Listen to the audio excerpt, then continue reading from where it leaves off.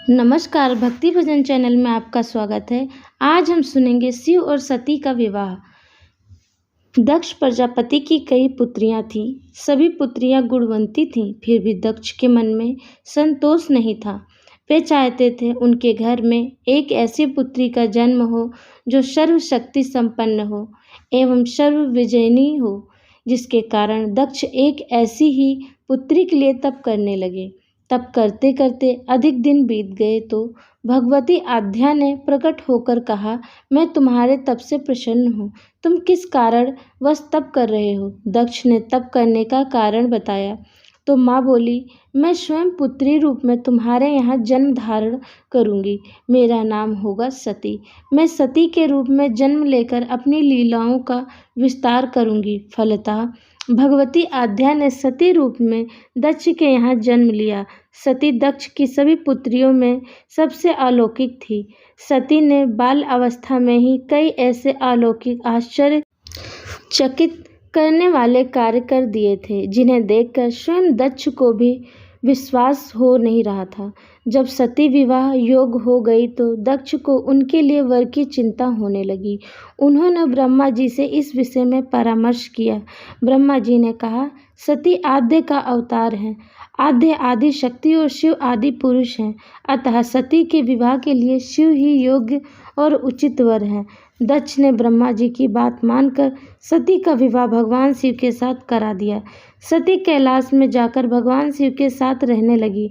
भगवान शिव के दक्ष के दामाद थे, किंतु एक ऐसी घटना घटित हो गई जिसके कारण दक्ष के हृदय में भगवान शिव के प्रति बैर और विरोध भाव पैदा हो गया। एक बार देवलोक में ब्रह्मा ने धर्म के निरूपण के लिए एक सभा का आयोजन किया तथा सभी बड़े बड़े देवताओं सभा में एकत्रित हो गए थे। भगवान शिव भी इस सभा में बैठे थे। सभा मंडल में दक्ष का आगमन हुआ। दक्ष के आगमन पर सभी देवता उठकर खड़े हो गए, पर भगवान शिव खड़े नहीं हुए। उन्होंने दक्ष को प्रणाम भी नहीं किया। फलतः दक्ष ने अपमान का अनुभव किया। केवल यही नहीं, उनके हृदय में भगवान शिव के प्रति ईर्ष्या की आग जल उठी। वे उनसे बदला लेने के लिए समय और अवसर की प्रतीक्षा करने लगे। एक बार सती और शिव कैलाश पर्वत पर बैठे हुए आपस में वार्तालाप कर रहे थे। उसी समय आकाश मार्ग से कई विमान कनखल की ओर जाते हुए दिखाई पड़े। सती ने उन विमानों को देखकर भगवान शिव से पूछा, प्रभु, ये विमान किसके यहाँ और कहाँ जा रहे हैं? भगवान शंकर ने उत्तर दिया, आपके पिता ने बहुत बड़े यज्ञ का आयोजन किया है। समस्त देवता और देवगण इन विमानों में बैठकर उसी यज्ञ में सम्मिलित होने जा रहे हैं। इस पर सती ने दूसरा प्रश्न किया, क्या मेरे पिता ने आपको यज्ञ में सम्मिलित होने के लिए नहीं बुलाया है? भगवान शंकर ने उत्तर दिया, आपके पिता मुझसे बैर रखते हैं, फिर वे मुझे क्यों बुलाएंगे? सती मन ही मन सोचने लगी, फिर बोली, यज्ञ के इस अवसर पर अवश्य मेरी सभी बहनें आएंगी। उनसे मिलते हुए बहुत दिन हो गए हैं। यदि आपकी अनुमति हो तो मैं भी अपने पिता के घर जाना चाहती हूँ। यज्ञ में सम्मिलित हो लूँगी और बहनों से भी मिलने का सुअवसर मिलेगा। भगवान शिव ने उत्तर दिया, इस समय वहाँ जाना उचित नहीं होगा। आपके पिता मुझसे बैर रखते हैं, वे आपका भी अपमान करें। बिना बुलाए किसी के घर जाना उचित नहीं होता है। इस पर सती ने प्रश्न किया, ऐसा क्यों? भगवान शिव ने उत्तर दिया, विवाहित लड़की को बिना बुलाए पिता के घर नहीं जाना चाहिए, क्योंकि विवाह हो जाने पर लड़की अपने पति की हो जाती है। पिता के घर से उसका संबंध टूट जाता है। लेकिन सती पीहर जाने के लिए हठ करती रही, अपनी बात बराबर दोहराती रही।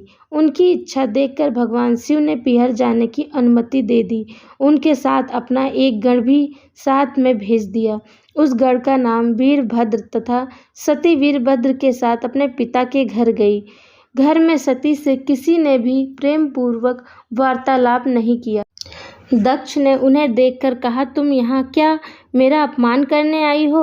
अपनी बहनों को तो देखो, वे किस प्रकार भली भांति अलंकारों और सुंदर वस्त्रों से सुसज्जित हैं। तुम्हारे शरीर पर मात्र बाघंबर है। तुम्हारा पति शमशानवासी और भूतों का नायक है। वह तुम्हें बाघंबर छोड़कर और पहना भी क्या सकता है। दक्ष के कथन से सती के हृदय में पश्चाताप का सागर उमड़ पड़ा। वे सोचने लगी, उन्होंने यहाँ आकर अच्छा नहीं किया। भगवान ठीक ही कह रहे थे। बिना बुलाए पिता के घर भी नहीं जाना चाहिए।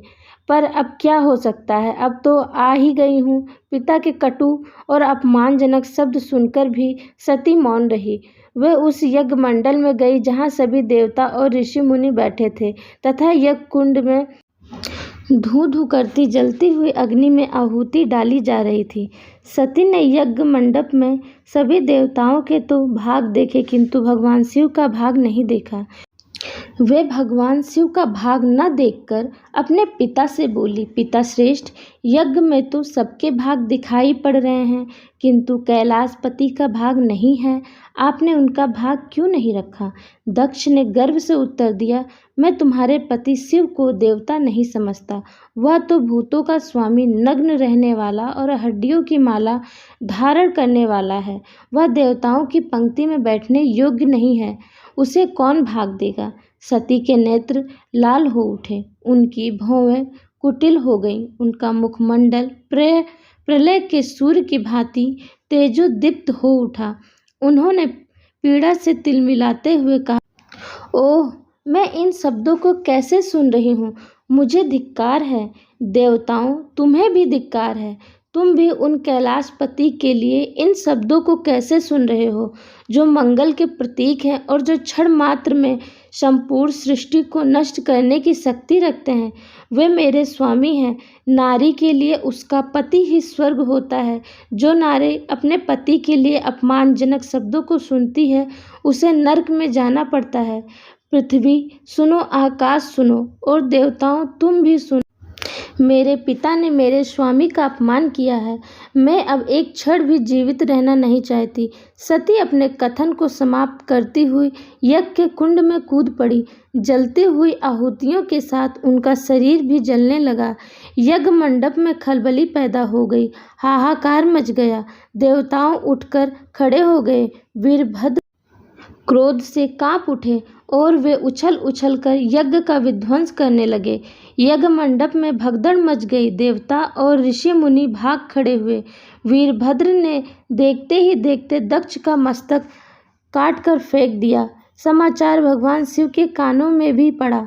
वे प्रचंड आंधी की भांति कनखल जा पहुँचे। सती के जले हुए शरीर को देखकर भगवान शिव ने अपने आप को भूल गए।